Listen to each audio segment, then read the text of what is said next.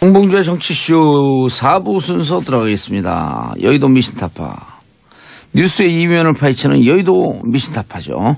심리분석의 달인 정신과 전문의 최명기 원장님. 네, 최명기입니다. 문화비평, 시대비평, 뭐든지 비평, 모두가기 비평, 경희대 이태광 교수님. 네, 반갑습니다. 예. 자, 이태광 교수님 오늘은 뭘 후벼볼까요? 많은 분들의 관심사입니다. 예. 우리 이명박 전 대통령이 지금 소환을 앞두고 있는데요. 2월 말 아니면 3월 초에 지금 소환이 될 것이다. 소문이 지금 파다하죠. 그래서 MB 심리 지금 이명박 전 대통령이 무슨 마음을 먹고 있을까. 몇몇 지금 그것을 분석할 만한 근거를 본인 스스로가 줬죠. 그죠? 그래서 한번 뇌구조를 분석해 보자. 이게 오늘 하고 싶은 이야기죠. 이 천안함 기념관을 갑자기 이명박 전 대통령이 지금 방문을 했어요. 그래가지고 뭐 말을 많이 남겼죠 지금. 그리고 갑자기 이제 원래는 이분이 보수라고 우리가 지칭되는 세력들과 그렇게 가까운 그런 이미지를 주지 않으려고 노력을 했는데 지금 이제 소환을 앞둔 뒤에 행보가 굉장히 이제 그런 지금 우리가 알고 있는 그런 보수층과 본인을 동일시하려고 하는 그런 모습들을 많이 보이고 있죠. 이제 그 심리가 뭐냐, 뭐 이런 얘기를 좀 해보고 싶네요. 지금 MB가 그 정치적으로 위기에 몰렸을 때 이용한 어떤 그 보수적인 주제가 두 개가 있었는데요. 하나는 이제 천안함 폭침이었던 것 같아요. 그렇기 때문에 본인의 입장에서는 천안함 폭침이 자신의 입장에서는 그거를 갖다 그래도 어떤 의미에서 수습했다는 게 본인의 커다란 그 업적으로 본인은 기억하고 있을 거예요. 본인 자신의 입장에서는. 그 다음에 이제 MB가 막판에 인기가 떨어졌을 때 사용한 이슈가 다 잊어먹거니 독도였어요. 독도에 간 최초의 우리나라 대통령이다. 그렇기 때문에 천안함 폭침 주범이 왔다는 걸 통해서 본인의 입장에서는 일정 부분 그거를 갖다 정치적으로 이용해 보려고 하는 마음도 있고 또 본인의 어떤 대통령 했었을 때 자신의 생각에는 자신이 넘겼던 금융위기와 더불어서 천안함 폭침 위기를 갖다 다시 한번 봄으로 인해서 스스로 나도 그래도 대통령이었어 라고 생각하고 싶은 마음도 일부분은 있을 것 같아요. 예. 그러니까 이제 MB가 이런 말을 남겼습니다. 천안함 폭침 주범에게 국빈 대접하는 현실이 부끄럽다. 나라 현실이 부끄럽다. 뭐 그런 이야기를 했는데요. 뭐 이제 김영철의 방안을 두고 이제 이야기를 한 것 같습니다. 바꿔 말하면은 부적절하지만 천안함 폭침에서 산화한 용사들과 자기를 동일시하는 거예요. 네. 그래가지고 자기도 현재 몰락해도 되게 힘들거든요. 예. 천안함에서 폭침당하고 그 고통을 겪으면서 그 비극적인 현실이 됐었던 듯이 본인도 조금 지금 비극적이 되다가 보니까 막 이렇게 동일시하면 안 되긴 하지만 본인은 동일시하는 거예요. 그래서 천안함 시행자들과 네, 그래서 나도 뭔가 애국적으로 나라를 잘 보려고 했는데 잘하다가 잘못된 조금 꼬투리 갖고 나를 이렇게 하는 거야. 사실 나도 되게 열심히 했는데 알아봐주는 사람이 너무 서러워. 그 많은 돈은 어디 갔고요? 그건 다 생각 안 하는 거죠. 본인을 굉장히 애국자로 생각하게 되면서 이 애국자와 동일시하면서 스스로 용기를 얻는 거예요. 아니, 그 원장님 네. 자기한테 유리한 것만 기억하고 그것만 해석하는 그 뇌의 증상은 무슨 증상이에요? 그거를 굉장히 어려운 용어인데요. 예. 자기 확신 편증이라 그래요. 자기 확신 편중 안 어려운 건데 우리 많이 쓰는 거 아니에요? 그럼 또 다른 어려운 용어를 해볼게요. 예. 자기 봉사 편증. 자기 확증 그거보단 자기 봉사 편증이 더 어려워요. 자기 봉사 편중. 사람은 예. 자신의 자존감을 유지하기 위해서 스스로 자기한테 봉사하도록 기억이나 판단을 왜곡하는 거예요. 그러니까 이게 자기 봉사 편증이 꼭 나쁜 건 아니거든요. 어렸을 때 아버지 어머니가 막 야단칠 때 보면 화풀이로 야단칠 때도 있잖아요. 그럼 애들은 그때 생각해요. 아우 난 잘못한 게 없는데 억울해야지 자기가 심리적으로 서바이벌 할 수 있거든요. 그러나 그게 지나친 사람은 나이가 들어서도 자기 봉사 편증이 계속 가는 거예요. 그런데 우리 MB라 그러면 안 되는구나. 어쨌든 이명박 대통령은 본인이 항상 얘기한 게 난 너무 어려웠어, 난 너무 괴로웠어, 난 너무 가난했어, 난 너무 힘들었어라고 얘기하잖아요. 예. 그렇기 때문에 그 괴롭고 힘들었을 때는 이명박 대통령의 자기봉사 편증이 굉장히 유효한 도구였던 거예요. 네? 남들이 다 욕해도 난 내 길을 올바로 가고 있어. 그러나 충분히 성공한 후에 본인을 자성해야 되는 면에 있어서는 자기봉사 편증이 지금은 본인의 자성과 본인의 성찰과 본인의 변화를 막는 커다란 걸림돌이 되고 있는 거예요. 예. 그런데 지금 막 불안해고 그러진 않을까요? 불안하죠. 불안하고 금방 이제 최 원장님 말씀하셨지만 예. 본인을 왜 이제 사륙 용사 천안함 때 희생된 그 사륙 용사와 본인을 동일시하는가? 동일시하는데 동의해요? 동의는 하지 않습니다. 그러니까 그 보면 이런 페이스북에다 본인을 이렇게 썼더라고요. 그럼 지금 그 최명규 원장님이 얘기한 거 동의하지 않는다는 아니 그러니까 이명박 전 대통령이 그렇게 생각하는 것에 별로 동의하지 않는다고요. 그러니까 최 원장님 말씀에 저는 동의를 하고요. 그러니까 이런 말을 써놨어요. 페이스북에다가 지금도 가시면 보실 수 있는데 대한민국을 지키다 꽃다운 청춘을 바친 사륙 용사가 생각나 오늘 평택 천안함 기념관을 다녀왔습니다. 라고 썼어요. 다녀왔다. 그 일기처럼 쓴 거죠. 무슨 말인가 그러면 재밌잖아요. 그러니까 왜 갑자기 사륙 용사가 생각이 날까요? 그러니까 평소에 생각 안 하다가 그리고 갑자기 평택 천안함 기념관을 다녀온 거예요. 마침 또 때마침 그 김영철의 방안에 맞춰가지고 그냥 방남에 맞춰가지고 자 이게 뭐냐 그러면 본인은 평소에는 어떤 뭐 그런 어떤 자존감 이런 걸 가지고 있다가 그게 지금 현재 위기가 이렇게 닥쳐오고 있는 거죠. 소환을 앞두고 있기 때문에 불안하기 때문에 찾아간 거예요. 일반적으로 우리가 뭐 아버지의 무덤이라든가 또는 어머니의 무덤을 찾아가는 이유가 뭐죠? 본인에게 뭔가 위기가 올 때지 않습니까? 그러니까 이분은 왜 그럼 여기를 갔느냐? 아버지 어머니 무덤을 간 게 아니라 여기를 왜 갔느냐? 뭐 당연히 그거겠죠. 본인이 생각하는 그러니까 그 당시에 나의 어떤 그런 자존감을 확보시켜줬던 또는 그런 대통령 시절을 환기시켜주는 여러 가지 일 중에서 지금 현재 상황과 가장 맞는 그 지점을 찾아간 거예요. 예. 그러나 저는 제 생각에는 이명박 대통령은 초조하기는 하나 불안하진 않을 것 같아요. 그것도 뭐예요? 왜냐하면 이명박 대통령은 굉장히 성격이 급한 사람이에요. 예. 그런데 불확실성을 갖다 대하게 됐어요. 그러면 불확실성을 대하게 됐을 때 그 불확실한 일이 굉장히 좋은 일이잖아요. 우리가 엄청 흥분해요. 야, 떼돈 벌 것 같아. 흥분하는 거예요. 그런데 불확실한 일인데 굉장히 그게 나쁜 일일 때 아무리 성격이 급한 사람은 초조해요. 그러나 거기에다가 겁이 많은 게 더해지면 불안해져요. 그러나 이명박 대통령은 겁이 없는 사람이에요. 겁이 없고 계속 앞으로 나아가는 사람이거든요. 그렇기 때문에 초조하고 뭔가를 해야 된다고 생각하지만 아직까지는 본인한테 닥치기 전까지는 본인한테 닥칠 최악의 경우가 생긴다고 생각하지 않는 거예요. 그렇기 때문에 그거를 본인의 입장에서는 추진력이라고 본인은 생각한 거고 그 추진력이 여기까지 오게 했거든요. 그런 다음에 정치적 생명을 건 검찰 소환이 이명박 대통령이 처음이 아니에요. 제일 처음은 지금보다 옛날에 이제 총선 끝나고 나서 선거법 위반으로 수사받을 때 검찰 수사를 한번 받았거든요. 그런 다음에 그때 한번 철저한 수사를 받고 어떤 의미에서 그때 그래가지고 당선 무효형이 내려졌지요. 예. 그렇기 때문에 그때 한번 합숙 경험이 있어요. 그래가지고 대통령 선거 때도 계속 처음에 한나라당 경선 때 박근혜 전 대통령은 이제 그 지금의 최순실 씨와의 그 최씨 비전과의 관계를 갖다 계속 해답을 했어야 됐었고 이명박 대통령은 다스에 대해서 답을 했어야만 됐었잖아요. 둘 다 악재가 있었어요. 그러나 악재를 대처하는 내용을 보니까 한번 제대로 검찰 수사를 받아서 학습 경험이 된 이명박 대통령이 훨씬 더 일관되게 악재를 잘 대처하는 거예요. 그러다가 보니까 사람들이 이명박 대통령 쪽을 선택한 거예요. 위기 관리 능력이 있구나. 대한민국을 위기에서 구하겠구나 하면서 저 얘기가 전부 다 진실은 아닐 거야. 근데 진실이든 거짓이든 간에 저렇게 일관되게 나가는 걸 보니까 우리 경제를 살리긴 할 것 같아. 한번 써먹어 보자라는 생각을 하게 된 거거든요. 예. 그렇기 때문에 지금도 제 생각은 굉장히 초조하고 엄청나게 많은 생각을 하고 엄청나게 많은 시뮬레이션을 하겠지만 이게 불안해서 일이 손이 안 잡히는 상태는 이분은 마지막 순간까지 아닐 거예요. 그러니까 이제 금방 그 최 원장님이 초조할지언정 일이 손이 안 불안하지 잡혔고 않을 거다. 그 천안함 기념관을 간 거 아닐까요? 저도 그렇게 생각하는데 예. 최 원장님이 이제 왜 불안은 하지 않을 거라고 이야기하냐. 이 불안이란 개념은 이제 사실 심리적으로 굉장히 큰 개념이에요. 무슨 말인가 불안은 지금의 나를 바꾸는 그런 힘이 불안해서 오는 거거든요.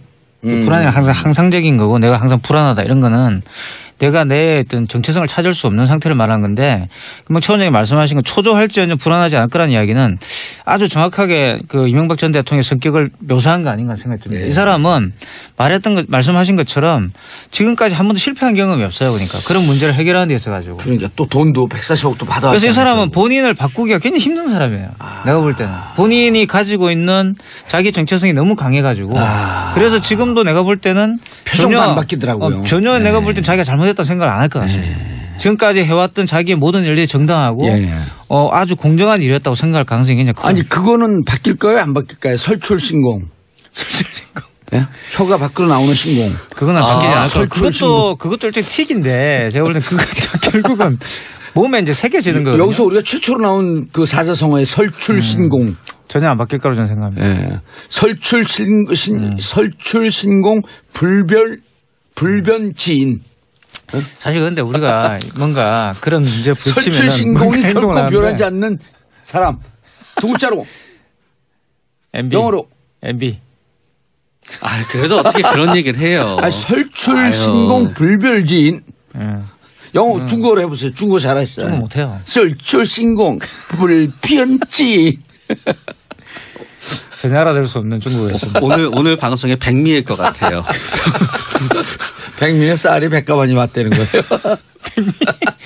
아니, 하얀 눈썹도 백미예요. 그래요? 저 눈 허해졌어요. 평창가 그 눈 맞고 왔더니 어쨌든 다시 MB로 갈고. 자, 황봉주님. 저는 인천에 사는 봉주입니다. 봉도사님 어느 한자 쓰세요? 저는 세봉의 기둥주자입니다. 저는 세봉의 그루주자예요. 여기 기둥에는 새가 한 마리 앉잖아요. 그루주야. 그루는 여러 마리야. 여러 마리의 새가 와그닥 딱 앉았고 난리 굿이란 거예요. 저게 상당히 그 고대의 이름인데 봉주라는 이름이 상당히 고대적이네요. 이름이 고대 새를 신성하게 이렇게 여겼거든요. 그래요? 이번에 인면조도 그런 거 아니죠? 우리 봉자 돌리면 그냥 새자 돌리면 새가 날아든다. 봉황새 아니야 저거? 봉가 짭새가 날아든다. 한국에는 봉황이 나와도 MB 새는 방송하실 의지가 없나요? 의지가 없는 게 아니라 우리 MB 얘기하면 재밌잖아요. 자, 아들 이시영 씨 맞사이까지 검찰 조사를 받았다. 여기엔 흔들리지 않을까? 근데 여기에 흔들리냐 흔들리지 않냐에 제일 중요한 거는 죄책감이 있느냐 없느냐예요. 그렇죠. 예를 들어서 노무현 대통령은 그 죄책감이라는 게 잘못해서 느꼈다는 죄책감이 아니고요. 내가 대통령이 되지 않았으면 우리 아들한테 이런 일이 없었을 텐데 우리 가족한테 이런 일이 없었을 때라는 책임감에 기이한 어떤 구체적인 죄책감이 아니지만 가장인 내가 대통령이 됨으로써 우리 식구들한테 이런 피해를 주다는 이런 죄책감이 있었어요. 그 죄책감을 느끼게 되면 그때부터는 흔들려요, 사람이. 그러면서 모든 걸 책임져야 되겠다고 생각하고 그렇게 되게 되는데 거기에 있어서 거기서 죄책감을 느끼지 않고 그래도 내 덕에 이렇게 다들 살고 있으니까 이거는 알아서 각자 해결해야 되는 거고 오히려 내 덕에 이렇게 살고 있으니까 나를 갖다 보호해줘야 된다라고 생각하게 되면 죄책감을 느끼진 않거든요.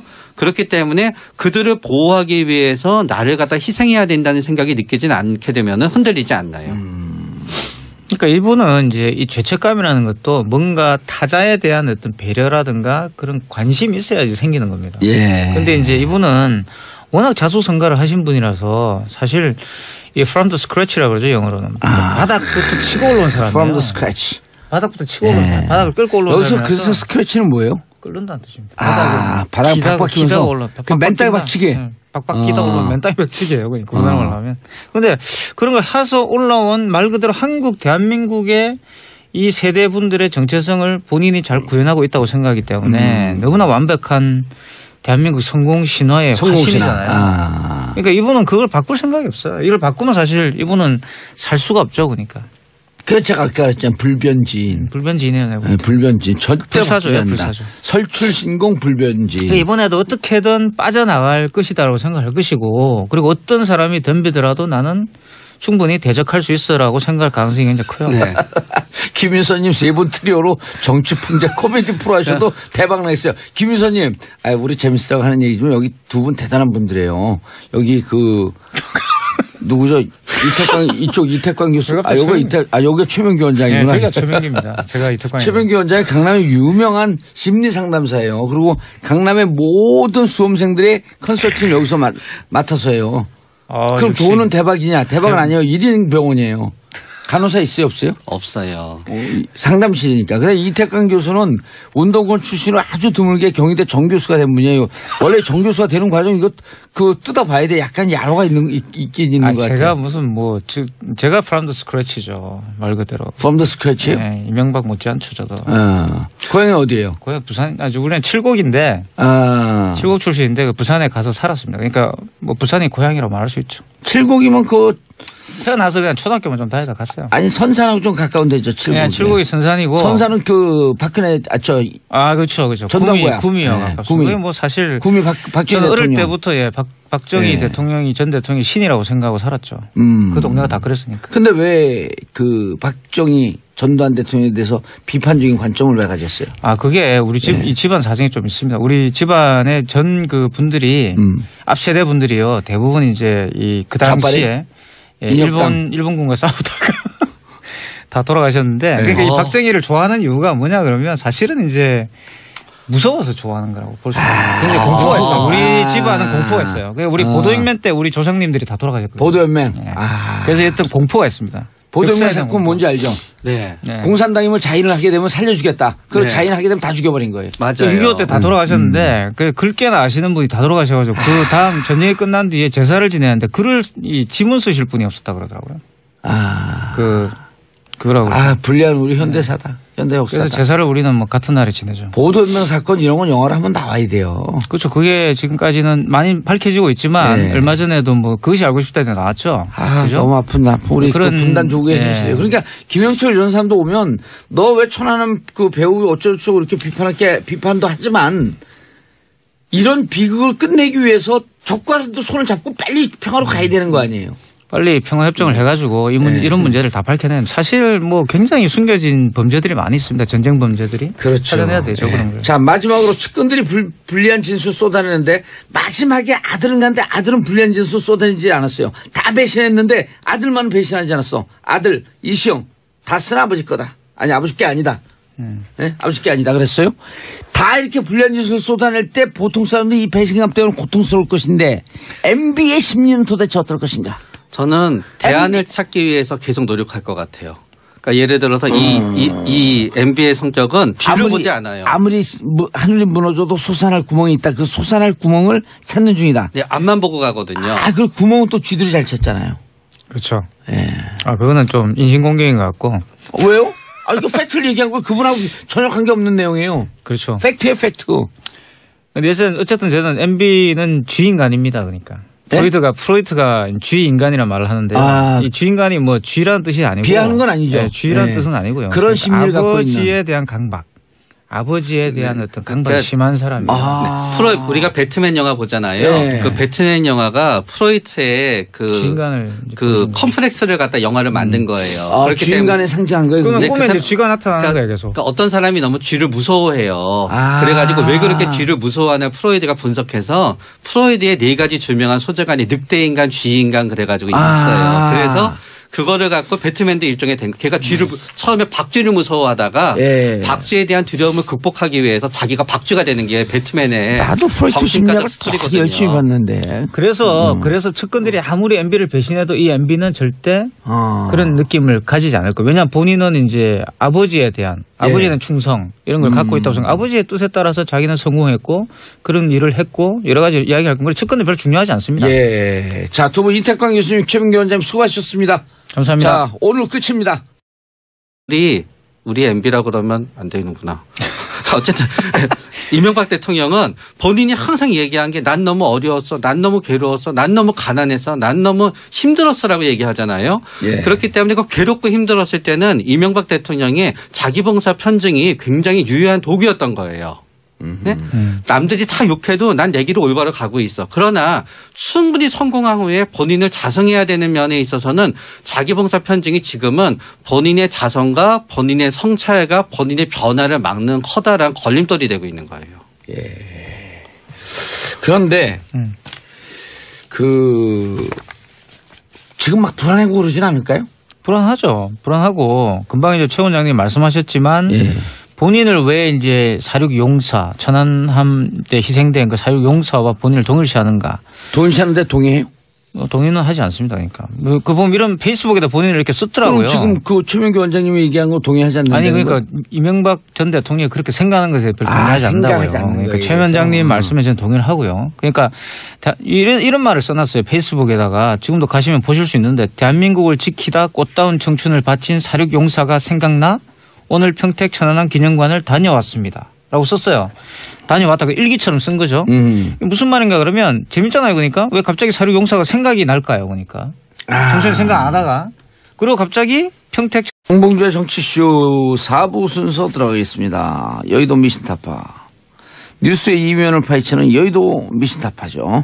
심리분석의 달인 정신과 전문의 최명기 원장님. 네, 최명기입니다. 문화비평, 시대비평, 뭐든지 비평, 모두가기 비평 경희대 이태광 교수님. 네, 반갑습니다. 예. 자, 이태광 교수님 오늘은 뭘 후벼볼까요? 많은 분들의 관심사입니다. 우리 이명박 전 대통령이 지금 소환을 앞두고 있는데요.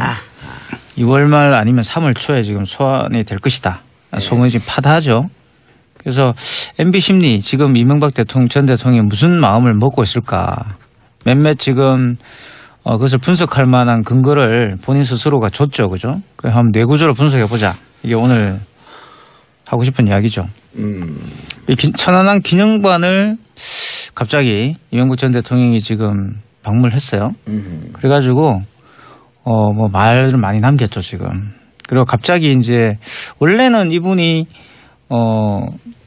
보수라고 우리가 지칭되는 세력들과 그렇게 가까운 그런 이미지를 주지 않으려고 노력을 했는데 지금 이제 소환을 앞둔 뒤에 행보가 굉장히 이제 그런 지금 우리가 알고 있는 그런 보수층과 본인을 동일시하려고 하는 그런 모습들 많이 보이고 있죠. 이제 그 심리가 뭐냐. 뭐 이런 얘기를 좀 해보고 싶네요. 생각해도 되게 힘들거든요. 예. 천안함에서 폭침당하고 그 고통을 겪으면서 그 비극적인 현실이 됐었던 듯이 본인도 조금 지금 비극적이 되다가 보니까 오호. 막 이렇게 동일시하면 안 되긴 하지만 본인은 동일시하는 거예요. 그래서 천안함 시행자들과 네, 그래서 나도 뭔가 애국적으로 나라를 잘 보려고 했는데 잘하다가 잘못된 조금 꼬투리 갖고 나를 이렇게 하는 거야. 사실 나도 되게 열심히 했는데 알아봐주는 사람이 너무 서러워. 그 많은 나도 애국자야. 돈은 어디 갔고요? 그건 다 생각 안 하는 거죠. 그래서 본인을 굉장히 애국자로 생각하게 되면서 이 애국자와 동일시하면서 스스로 용기를 얻는 거예요. 아니, 그 원장님 네. 자기한테 유리한 것만 기억하고 그것만 해석하는 그 뇌의 증상은 무슨 증상이에요? 그거를 굉장히 어려운 용어인데요. 예. 자기 확신 편증이라 그래요. 자기 확신 편중 안 어려운 건데 우리 많이 쓰는 거 아니에요? 그럼 또 다른 어려운 용어를 해볼게요. 예. 자기 봉사 편증.